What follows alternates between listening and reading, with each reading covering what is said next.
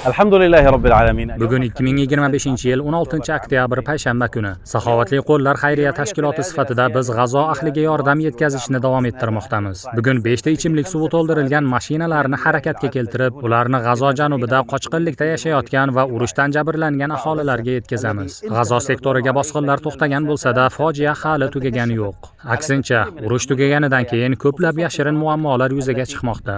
Xususan, bosqinchilar chiqib ketganidan so'ng aholilar qaytgan hududlar to'laligicha vayron bo'lgan. Unda na suv bor, na hayot asorati qolgan. Shu sababli bugun Saxovatli qo'llar xayriya tashkiloti sifatida O'rta Osiyo musulmonlarining ehsonlari bilan biz G'azo xalqining yonidamiz. Ushbu 5 ta suv mashinasi orqali urushdan jabrlangan oilalarga toza ichimlik suvi yetkazmoqdamiz. G'azo xalqiga yordam berayotgan va ularni qo'llab-quvvatlayotgan barchaga minnatdorchilik bildiramiz.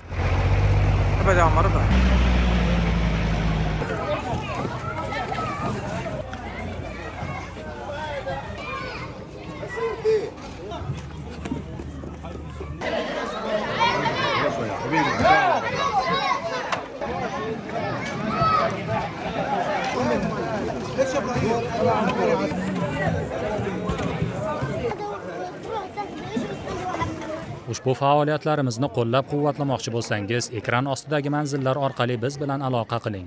Agar moddiy yordam berishga qurbingiz yetmasa, faoliyatlarimizni kengroq tarqating. Videolarimizning ostiga izoh qoldiring. Rasululloh sallallohu alayhi va sallam aytadilar: kim bir yaxshilikka birovni dalolat qilsa, unga amal qiluvchining savobidek ajr yoziladi. Imom Muslim rivoyati.